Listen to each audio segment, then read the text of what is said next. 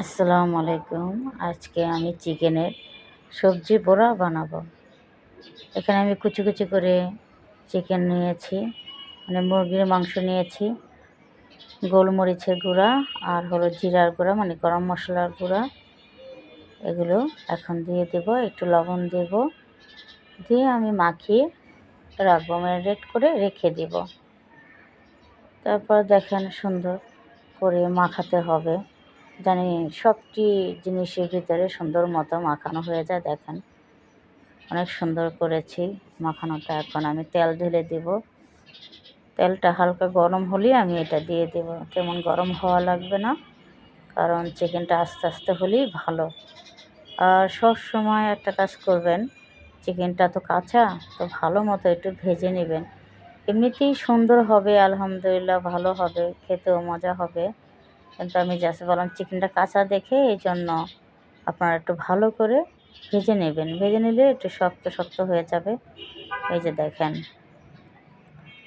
কতটুকু ভাজা হয়েছে, একেবারে দেখেন একটু একটু হয়ে গেছে চিকেনগুলো। মোটামুটি তো আগে একটু বড় বড় রেখেছিলাম, ভাজার পর একেবারে চিপসে হয়ে গেছে। এখন এখানে আমি পুঁই শাকের পাতা দেখেন কুচি কুচি করেছি, কারণ সবজি বড়া হবে যখন, তাহলে আপনার তো একটা শাক থাকাই লাগবে।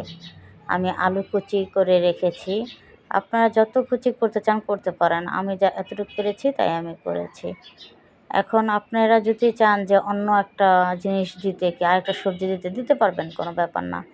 এখানে আমি ডাল বেটে রেখেছিলাম, সেই ডাল বাটা দিলাম। আপনারা যদি চান শুধু ভেষণ দিয়ে করতে, সেটাও করতে পারবেন। তারপর ধরেন একটু চাইলের গুঁড়ি, এটা জাস্ট আমি পরে দেব। এখন আমি ভেষণটা দিয়ে দিলাম। ভেষণটা দেওয়ার পরে আমি সব কিছু একসাথেই এখানে দিয়ে দিব।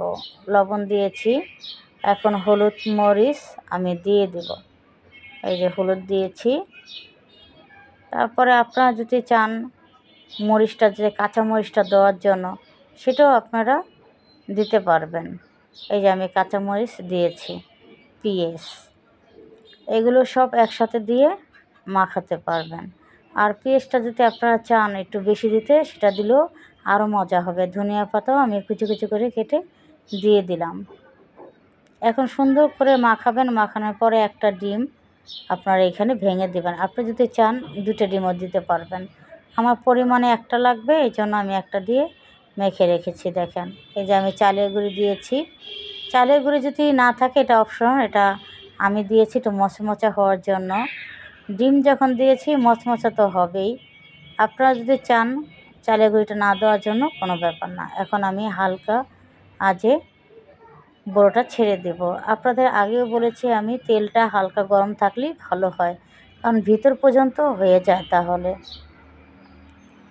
দেখেন দেওয়ার সাথে সাথেই তো কালার চলে আসতেছে। তো এই জন্যই সবসময় আপনাদের বলি, বড়া যখনই ছাড়বেন তেলটা হালকা আঁচে রাখবেন। আলহামদুলিল্লাহ আমার সবগুলো দেওয়া শেষ। আপনারা চাইলে কম করেও দিতে পারেন, আমি জাস্ট এইভাবে দিলাম। আপনারা চাইলে অন্যভাবে করতে পারেন। আর এই পেঁয়াজুটা আপনারা সস দিয়ে, কি ধনিয়া পাতা যে সসটা বলে, ওটা দিয়েও আপনারা খেতে পারবেন। বিকালের নাস্তার মতো চিকেনটাও থাকবে, বাচ্চাদের অনেক পুষ্টিকর খাবার, এখানে সবজিটাও থাকবে। তো এজন্য আমি বলি বাচ্চাদের জন্য এভাবে বানিয়ে দিলে বাচ্চারা খুব মজা করে সস দিয়ে খেয়ে ফেলবে বিকালবেলা। তো আপনারা এইভাবে করে দেখেন, আলহামদুলিল্লাহ আমার মনে হয় আপনাদের ভালো লাগবে। আমার তো অনেক ভালো লেগেছে, কারণ জিনিসটা সব কিছু দেখেন সুন্দর মতো ফুলে যাচ্ছে। এখানে তো চিকেন আছে, ডিম আছে, সব পুষ্টিকর খাবারই আছে। এখানে শাক আছে, আলু আছে। এই যে দেখেন হালকা কালার করে রেখেছি। আলহামদুলিল্লাহ আমার হয়ে গেছে।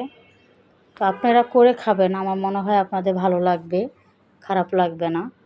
কারণ যত জিনিসই আপনারা খান, তেলের জিনিস খান, তো সব কিছু তো আমাদের চিন্তা করতে হবে যেন এখানে পুষ্টিটাও থাকে।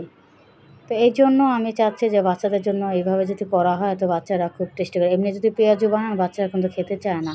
যখনই চিকেন দিবেন, বাচ্চারা কিন্তু এমনিই খেতে পারবে। দেখেন কত সুন্দর হয়েছে, করে খাবেন, আমার মনে হয় আপনাদের ভালো লাগবে। আল্লাহ হাফেজ, ভালো থাকবেন।